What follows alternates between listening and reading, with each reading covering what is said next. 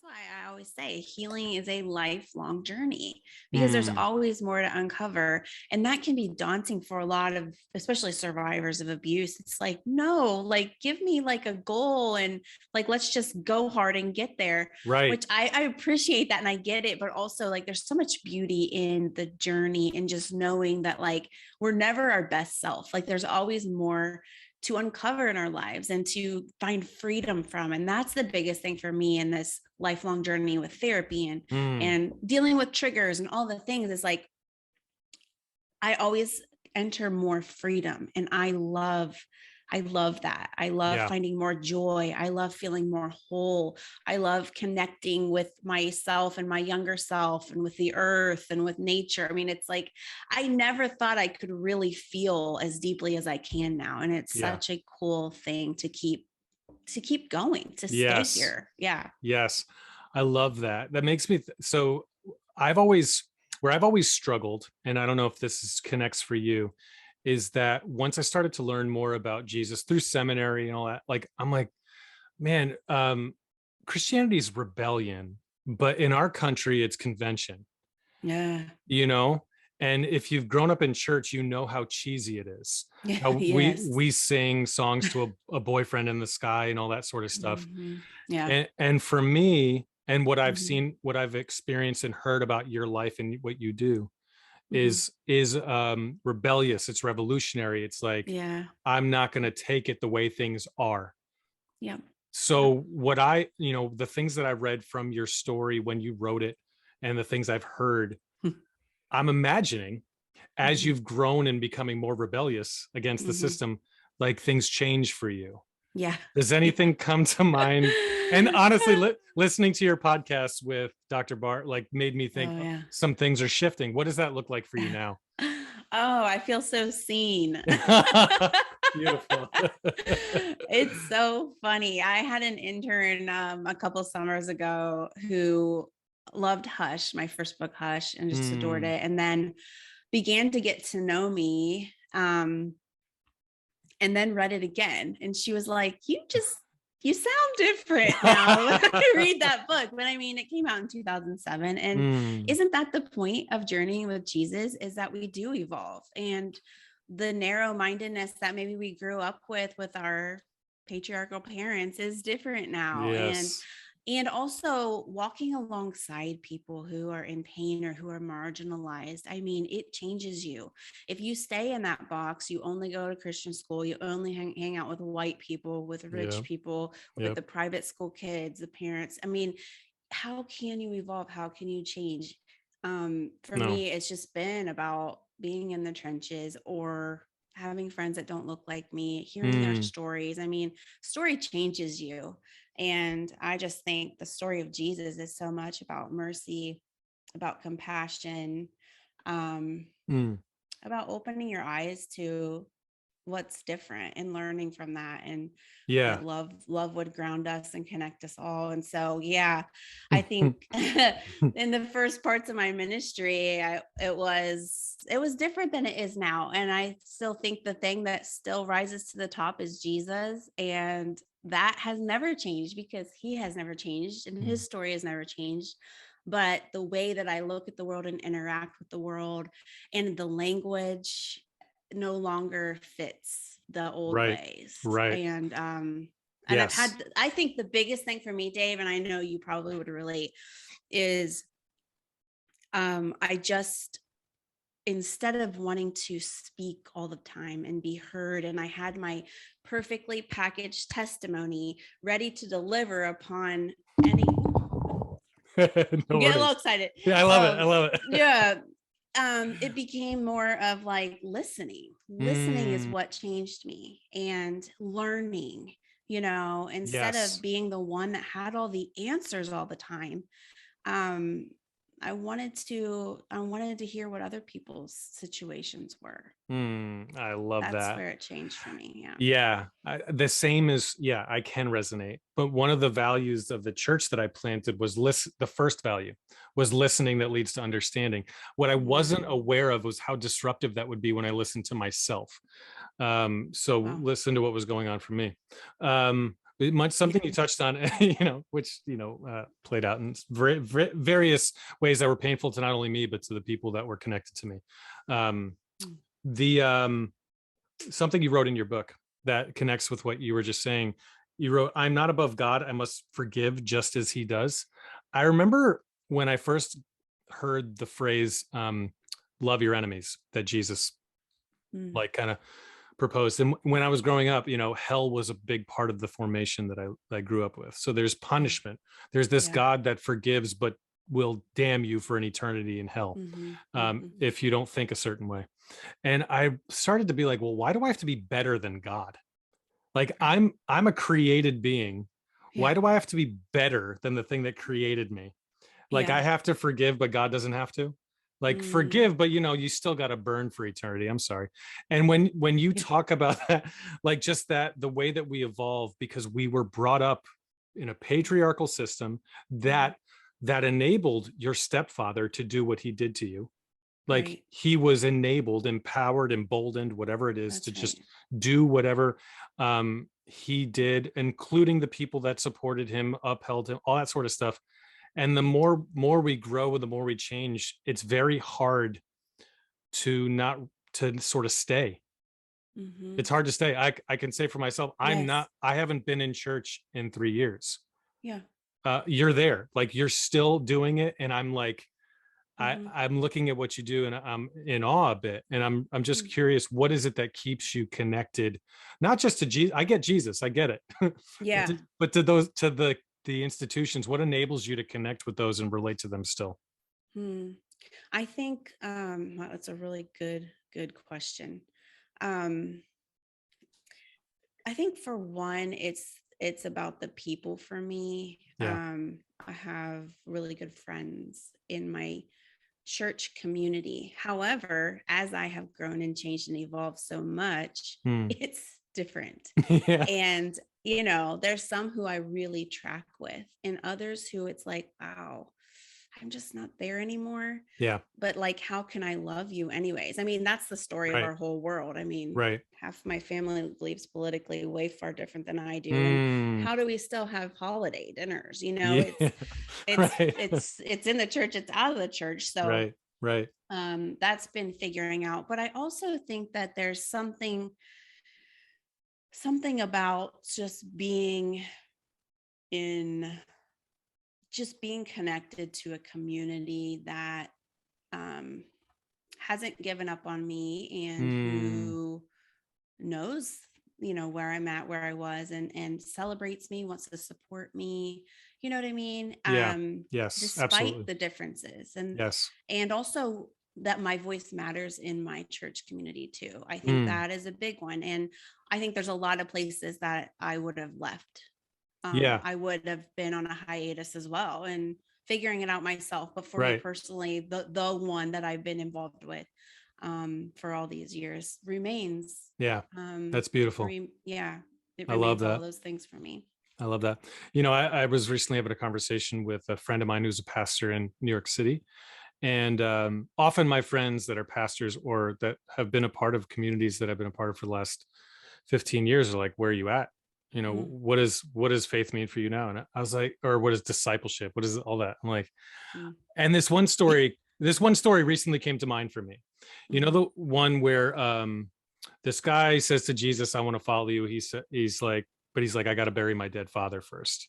And Jesus says, let the dead bury the dead. You come follow me. And I'm like, I'm going to bury the dead for a little while. I think that's where I'm at. I think that I just need to tend to wounds and mourn and heal more. I'm not ready to overthrow the system again, which is what I was trying to do in a very unhealthy way within me. It was destroying me. And you wrote in your book, if I was in control, I didn't have to trust anyone. And a lot of that comes from your experience of abuse.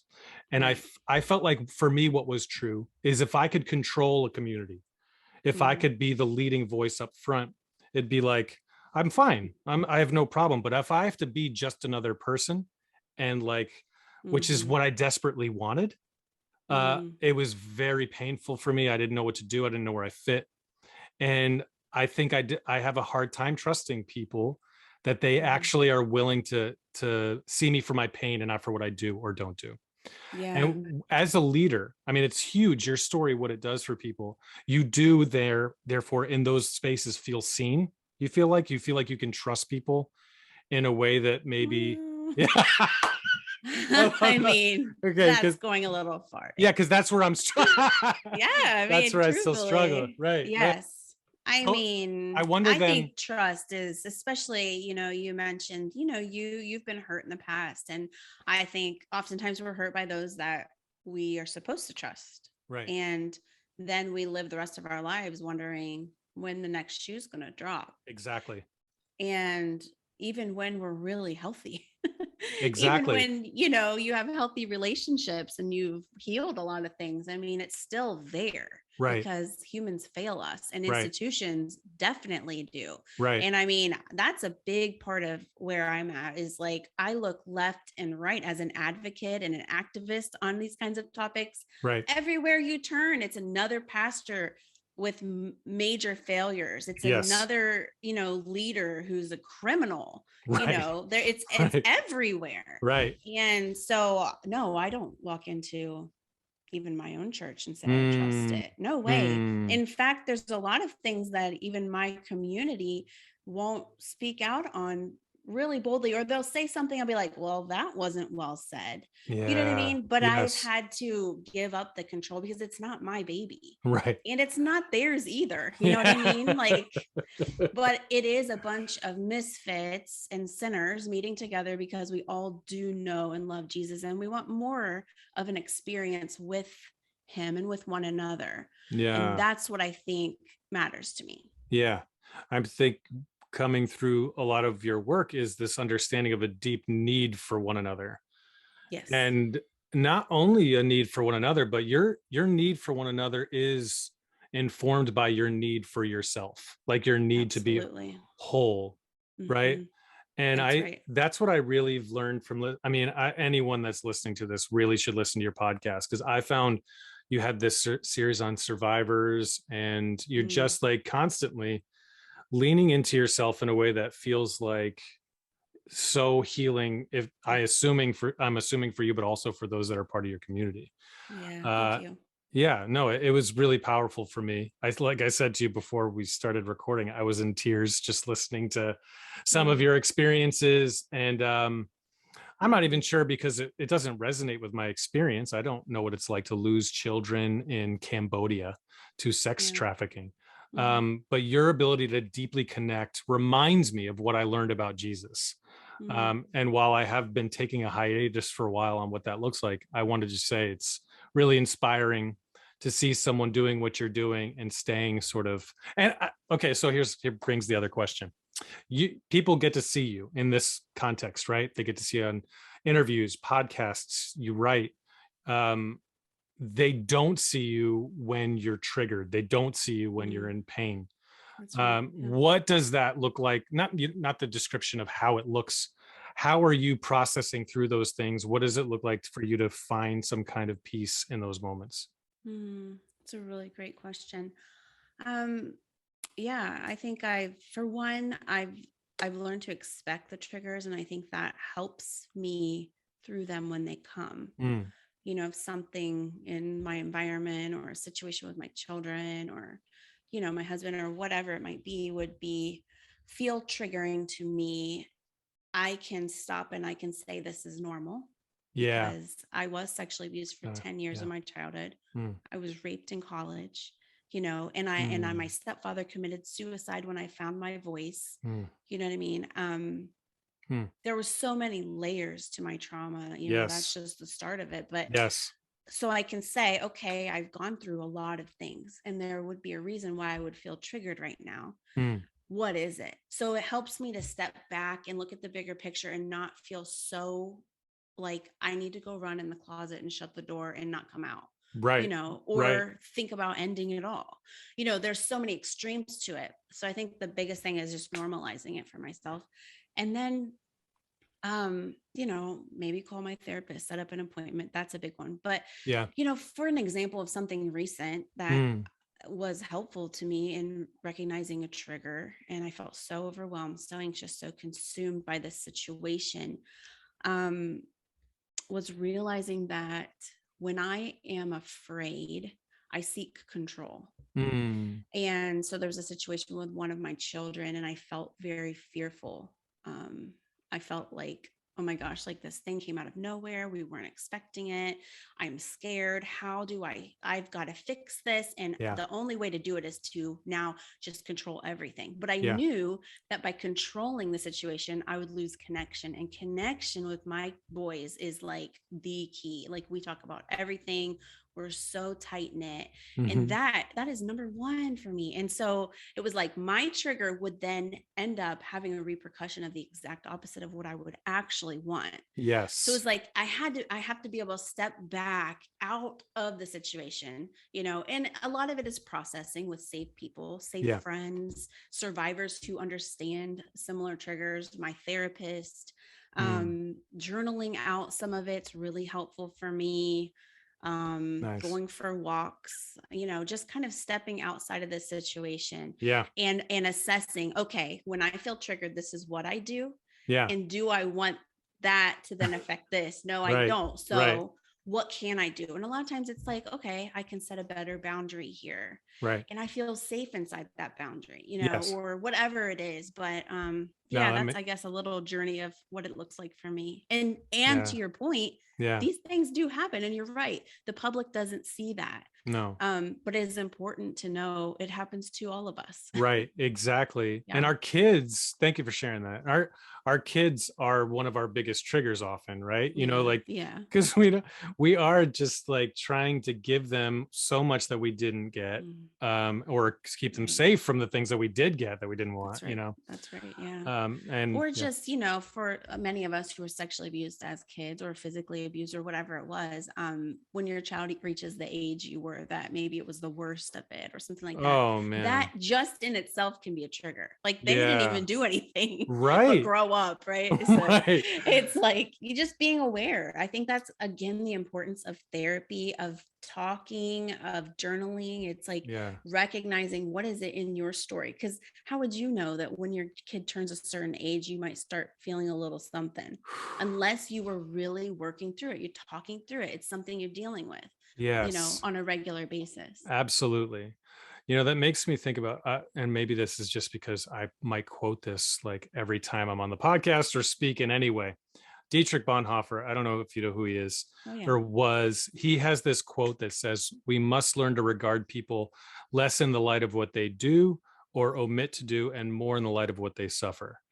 And I have taken that as a bit of a mantra in life. And so what I've done effectively is excuse when people put their shit on me, when people hurt me.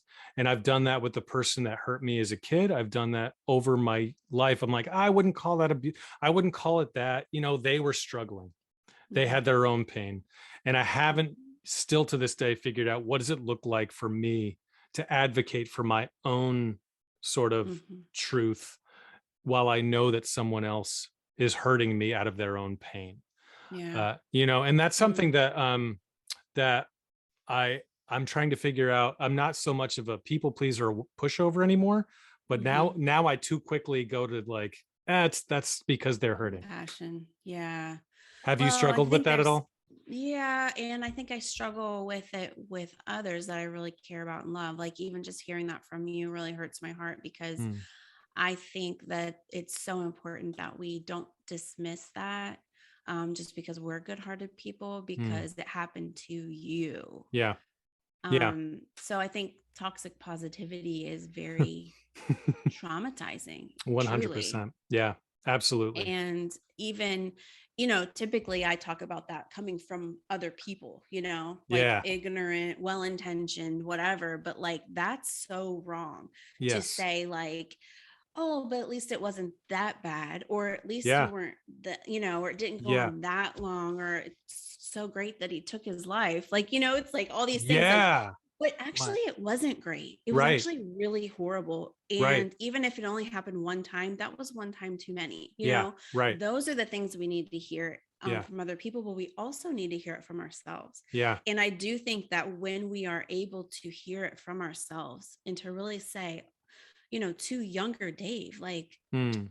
I am so sorry. Like, Mm. no matter what kind of pain that guy was going through, you did not deserve that, little Dave. You know what I Right. mean? Right. Sometimes it's helped me to talk to my younger self. It's so good. And because otherwise it's like, well, this age Nicole can be fine. Like, I Right. can give compassion Yeah. out like Right. Oprah, or Right. like or be able to say like, I'm tough and I'm strong enough and I can do da da da da da. But if Yeah. you look back, and I look at like 8-year-old Nicole, and I am Mm. just like, God, Yes. why?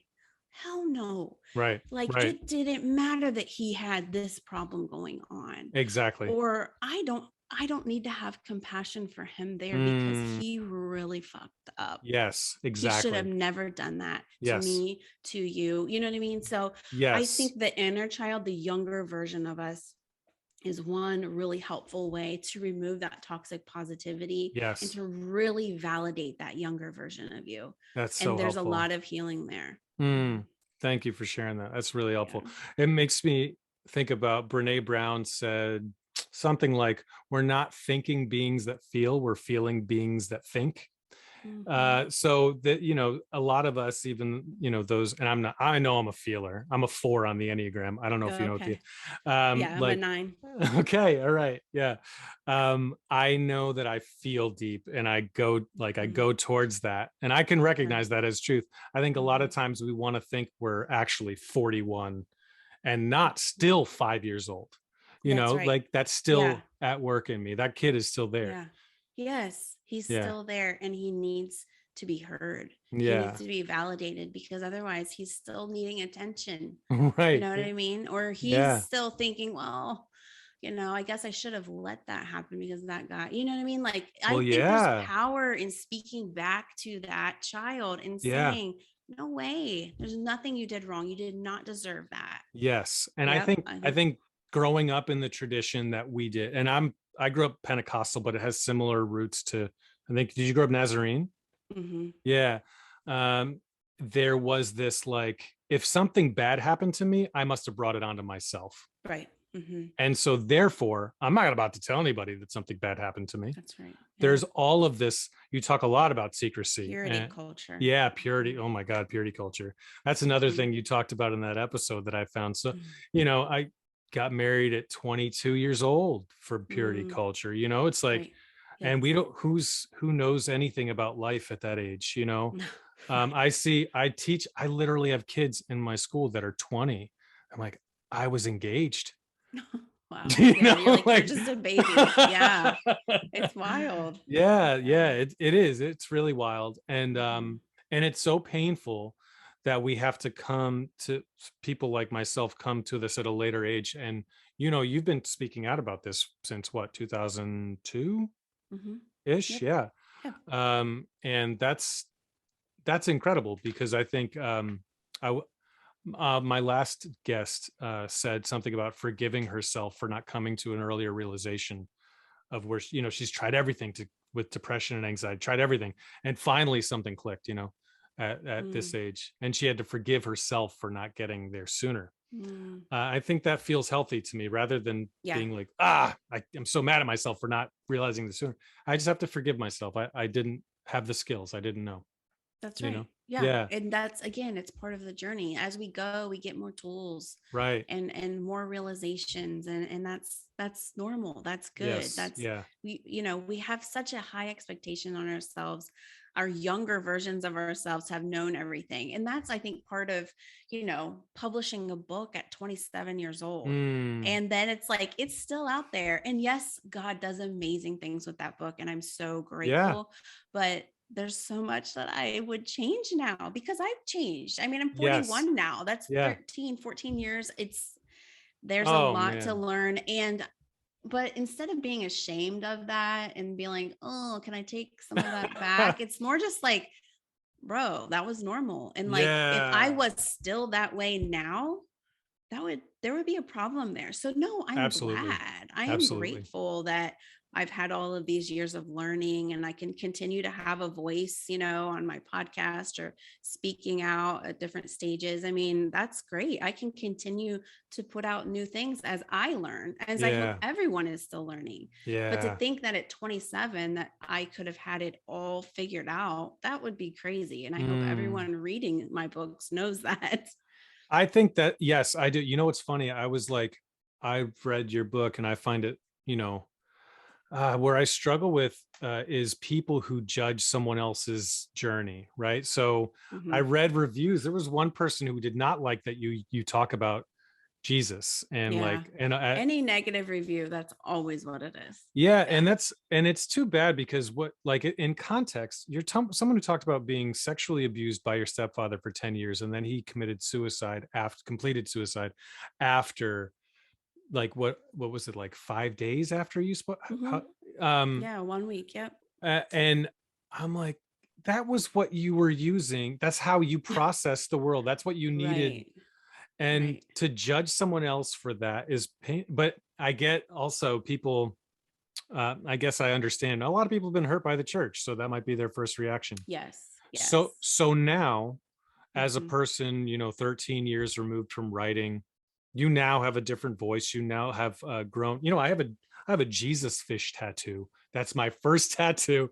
That I'm like, yeah, that's not the way I like. I wouldn't get a Jesus fish again. Yeah. But it reminds me of who I was at 21. Mm, yeah. And I need Yeah. that. I need that. That's It's like cool. a little. It's these things. It's not something to be ashamed about, right? That's right. Yeah. If I'm ashamed of who I am, that's a problem. Um, Yeah. I need to That's neat. pay I attention have to a that. survivor. There's a male survivor. And so as I continue to put resources out, Yeah.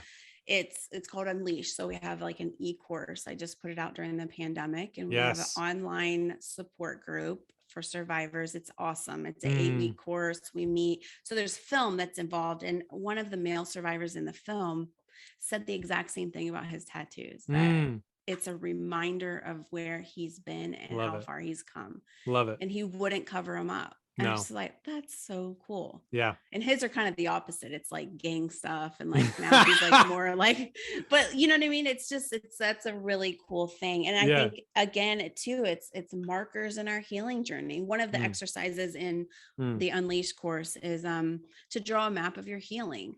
And like, there's hills, there's valleys, there's straightaway sprints, there's places where you're barely able to just stand still through a yeah. storm, and like label those times, like I love what that. what was that for you. And I think even like a tattoo like that can be that reminder, but it's a reminder of how far you've come. Yeah. And like there's always more steps to be taken, and that's where the hope is. In Hush, I talk about something that I do still stand on, is that the healing journey is like a long dark tunnel with a pinpoint of light at the end. Mm, And the light is the hope, but truly it's just about right foot, left foot, like yeah. one step at a time. And it's Yeah. not until you take one more step that then the next step is illuminated, because you can't see the whole journey. If you Mm, could, I think it would be overwhelming, but it's just absolutely. about what can I do next? Right. Absolutely. First of all, I will say that Jesus's crew was a gang, but which is why he was crucified by the state. But Oh, I love it.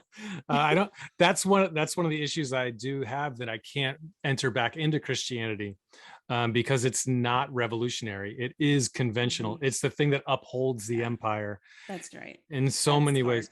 Yep. And so I'm wondering today, I literally am wondering, like, in this moment today, I've been thinking, what in the world does community look like for a person of faith who's been inspired deeply by the life and teachings of Jesus and wants to seek whatever he described as the kingdom? What does that look like today? Because for me, it cannot look Mhm. like the singing the songs, the listening Yeah. to the thing. Um, and I think a lot of us in our generation are probably asking that question a lot. And Mhm. when you're, I think, Yeah. I noticed that you had released that Unleashed Mhm. course. It maxes out at 8 people, right? It's not like a big thing. It's like 8 people. Right. It's Yep. small group, but we keep offering them, you Yeah, know, that's great. all year long. Yeah. Yeah. I just wonder so much, what is community now? And Hmm. how do we recognize first because I've been a part of some really intentional communities, and something about those communities at some point I have found I'm hitting a max for myself. Like I feel weary, I feel untrusting, and Yeah. so I don't know. It's just a question. I got Yeah. nothing. Well, it's a great question. I think it's something I am currently dealing with. I mean, Yeah. that is what's hard when you've been walking with this group for so long, but you're all kind of taking little side paths, and Yeah. then and then the conversations just become kind of surfacey because, Right. there's stuff you can't go deep with, but then there'll be a couple people that you do go deep with. So Yes. then you're having, the side coffee chats and the dinners and the drinks with them. Right. Um, Right. so I think it's about being intentional with those who are tracking with you, Hmm. and then just being sort of, for me right now, willing to show up for those who maybe I'm not tracking with so much anymore. Wow. That takes some serious strength. I have in my family Yep. also. I'm on the one side of the aisle, I guess, in terms of the way people would categorize politically, and then my family's on Yep. the other. It is Same. very difficult. Yeah. And for someone like yourself who shows up for so many people, Mm. that's some serious strength, because it does also look like you continue to take care of yourself too. Well, and that's what I would say is Yeah. I've had to learn the boundaries within that. So, Yeah. when maybe my small group wants to study a book that I definitely burned probably a few years ago, and like, okay, do I speak up here or not? And then Yeah. choosing to, and knowing there's going to be repercussions. Yeah. It's those kinds of decisions. Or, maybe I can't do that family. I can't do that family gathering this time. I just Right. don't have it in me. Right. But like, I love you and we'll connect again. Yeah. Oh, I just listened to a recent We Can Do Hard Things episode. I don't know if you listen to Mm. Glennon Oh, Doyle, yeah. and Hmm. she had Elizabeth Gilbert on, who talked about, did you hear this? She talked Yeah. about, Just this morning. Yeah. oh my Lord. Well, she talked about the episode from Tuesday. She talked about her partner who was Hmm. dying of cancer, but became addicted to drugs once again, and how she had to stand up and be like, you know what, I can't do this. And it was just like, wow, that strength that Mm. I don't know, Yeah. that I can't, Right. and it's And inspiring. pain at the same Oh, time. Like, so much. Yeah. wow. Yeah. Yeah. Just the hard choices that you have to make Yeah. for your own health, your Right. mental health. That's what I've had to understand is like, I have been a people pleaser for most of my life. And now Yeah. it's just like there's power in saying no. Yeah. There's so much wholeness and health when I say my mental health comes first or my family's health comes first, and not caring anymore about Mm, what people think about it. right. Oh, I used to care That's so much. And it was just, it was so exhausting. And now I just feel so free to just be able to say your own truth yes, and let the absolutely. pieces fall where they're going to fall. Oh, I love that, Nicole. I when I heard you, talking about Cambodia, when you've experienced something that is so traumatic that I mean, you're an empath, that's clear, but you also have a life story that can connect with deep pain, even if it's Mhm. not yours. Right. And I've had the experience of going to Haiti, or most of my life I've been working with people who are experiencing homelessness. And I Mhm. have a very hard time connecting with people, just my regular social groups. I wonder what that was like for you and what it's like now. I mean, you do have people, but like you go to Cambodia and you experience a Yeah. mother who's lost her two children to child's, like, how do you Yeah. then come back and relate to anybody? Okay. Well, I'll tell you, the first time I came back, I've been there multiple times. The first time I came back, my husband was complaining to me about one of the trees in our yard that a deer was rubbing on, and the bark was coming off and it was probably going to die. And I was just like, do you know how many kids die per day? Oh, Like, you know what I mean? It's like, I yes. don't care about our perfect yard. Yes. Like the Right. fact that we have this nice home, our kids are fed, like, no. I So but know. but then it's like, okay, he didn't go. So like tame it down. You know what I mean? That's So so good. that's, Yes. yeah, That- it's annoying though.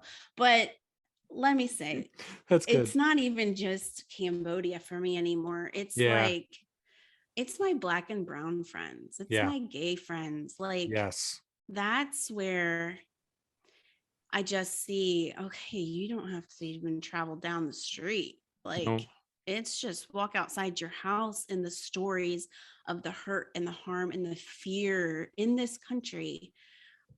That's enough for me to want to just stop being the one that's going to say all the right things and Yeah. have all the answers. And I'm just going to say, that is really messed up. And Mm. how can I be here for you right now? You know Yeah. what I mean? Yes. Absolutely. And that's where it bothers me too, within like church communities, especially if they're all white, where they Yep. don't see all of that. And it's about me, Yep. and what Yep. can I receive, and what can we just do together, that I have a hard time with. Mm. Yeah, it's putting very frustrating. putting it lightly, right? Sorry. I just know this is safe here, so we'll No, just go it's there. true. Yeah. Okay. No, it's frustrating. Yeah. Like I think that is frustrating is a word we'll go with. It's Yeah. to see that there are people that, I mean, and it takes someone who's experienced being an outsider, feeling manipulated, abused, and to often see the way that the system perpetuates abuse. Maybe that's it for me, Yeah. because a lot of times I just say it's because they're my friends. It's because I've come to know them and I've heard their stories and I Yeah. believe them. I Right. believe them. There's a reason But you believe them. I think there's also a reason, yes, because Yeah. I've also experienced when a system wants to silence you Yes. and actually perpetuated the harm against you and created space for grooming and all of that. So you're right. I think there's a part of that where I maybe can relate more than just having been a listening ear. No, I think that's what opens you up to it. I Yeah. believe that. I think it's it's hard because when you see, the national conversation changed with George Floyd Yeah. and the pandemic, but then you saw very quickly within 3 months, all the white people who were once like, yeah, Black Lives Matter and this is unjust, started to be like, wait a second, Blue Lives Matter too. And so like Right. they could get down to a certain level, and then Mhm. once it started to like be like, well, wait, now I'm uncomfortable, now you're challenging my life. Really, Yeah. when it comes to any injustice, when Mhm. any group, take any group, we're talking right now about people of color, it's going to challenge you to shift the way you live. It has to. Right. In our culture, which is so individually focused, we have fences for a reason. um, Mhm. and I think it enables us to not see, to not engage, and then once you hear it, then you're like, shit, I can't unsee it. Yeah. So That's it. I have to shut it out or put up a defense mechanism to make sure that it doesn't keep staying there. Right. And that's what we saw as a collective. A lot of Yeah. people that you and I would be connected with, Mhm. put up those defense mechanisms to be like, I don't want to deal with this. Yeah. So Yep. yeah, my neighbor who's the cop, they matter because they're in my life every day, and Mhm. I don't want to ruin that Uh-huh. you know. Um, Exactly. Yep. but that's the way the system upholds sexual abuse. It upholds, you name the thing, it upholds trafficking, because Mhm. no one wants to like upset their neighbor who might appear to be a little more powerful than them, or That's right. Yeah. yeah. Yeah. Yeah. Even after like the George Floyd um murder, Yeah. I had one of my really good friends on the podcast, and she's a Black woman and very smart, and I just went real honest with her, and I was saying like, I see a lot of similarities in the way that racism and white supremacy crosses over with sexual abuse, Mm, and the way that people talk about it absolutely. politically and publicly. And I said, I don't know if I'm allowed to say that as a white Mm, woman. And she said, you're allowed because it makes sense. I said, well, the way that we're blamed for abuse, the way Yes. that Blacks are blamed for their murders. It's Yes. very similar, that they Absolutely. asked for it, that they deserved it. Mm, It's very similar. And so yeah. I see what you're saying about the institutions and being able to relate, because that's the one thing that always came back to me. I just see so many parallels with it.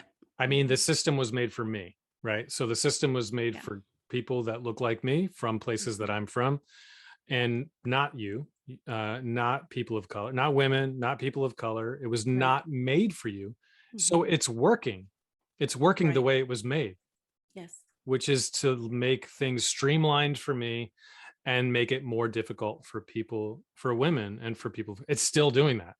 Yeah. And we're seeing that in quite a few ways in Mhm. today's headlines, you know? Yeah. But Right. Yeah. White men can control our bodies, Black and brown bodies, yes, women's bodies. It's, yeah. yes. Oh my God, it is so and it's just like, that was one of the first learnings for me when I started pastoring in a city that white people we were the minority. I started to realize like most of the people were Democrats. Most of the like Black folks are Democrats. I'm like, man, as a white Republican growing up, that was unfathomable that a Christian could be a Democrat. Oh, yeah. Yeah. Unfathomable. Because it's a Um, religion. I mean, it yeah, is the right. religion. Well, Yeah. because the two issues were what? Gay marriage and abortion. Right. So if you're a Democrat, that means you're an abomination. Yeah. You support abominations, Yeah. which is actually amazing because the Bible speaks so little about Mhm. either of those topics, Right. and the texts that people use to speak about those topics don't even speak about those topics. So, No. Yeah, it's yeah, mind-boggling, to be but it honest. but it is one of those things where once your eyes are open to a particular part of the system, you can't you Can't unsee it. you can't, and you're Mhm. destined to see all the parts. Yeah. And it sounds like when you talk about that, like as soon as you saw that, you're like, yeah, that connects. I can Mhm. see how that's painful and unjust. Yeah. Yeah. Yeah. And I didn't want to make it about me. And that's why I asked her Right. permission. Right. Can I make that comparison? She was like, absolutely. Yeah. And that felt really good to hear that from her, because it was really resonating with me hard. Right. And I could feel some of the feelings there. Yeah. Well, Yeah. my Black and brown friends who are leaders in a lot of these movements and Mhm. anti-racist movements would say that a white person needs to connect with their pain and the Mhm. way the system has dehumanized them in order to be part of this Mm. anti-racist thing. So Mm. I would say it's essential that you Yeah. make it about you. Mhm. I think Yeah. you recognize that. Like when you go speak somewhere, how many people come up to you and are like, "Oh, thank you for saying that," and they Yeah. share their life with you. Yeah. So many. Yeah. Yeah. Mhm. It's a natural thing we have when we hear something that connects with us. We're like, oh, me too. And I think like Mhm. as adults, we have to learn restraint and like Yeah. just listen Yes. Right. first, like Exactly. being human is Yeah. to connect with other human experiences. Mhm. And Mhm.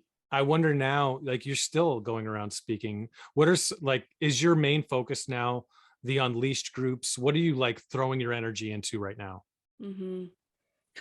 AAU basketball. I mean, it's taking Re- over my life, but that's not what you expected. no, that's good though. It's true. It's true. Yeah, it's true. Woo. What? Yeah, so my kids are just really busy with that, which I actually really love it. Mm, But yeah, I mean, Unleash is a big one. I have truly found it's like my church. yes. I mean, we're meeting online on Zoom once a week for an hour, and Mm, we're talking about, we're just taking off the masks and the expectations of how we're supposed to show up, yes. and we're showing up as we actually are, and we're saying Mm, like, this is my struggle, or these are my questions, and no one's trying to answer them. mm, We're just journeying together, encouraging each other, loving each other, with the masks off, and then thinking about each other as our week goes on. You know what mm. I mean? And that just is such a beautiful thing. Yeah, it Um, is. so yeah, I really am throwing my whole heart into that. I'm leading them with one of my friends who's a therapist. It's been just a really beautiful, beautiful journey. That's amazing. And, I'm still doing some writing, and I'm still speaking and doing all of that. So I try to dabble in a little of all the things that I've always been doing. And then of course my podcast too. So yeah. Yeah. And are you writing a new book? I'm thinking about it. Yeah. Yeah.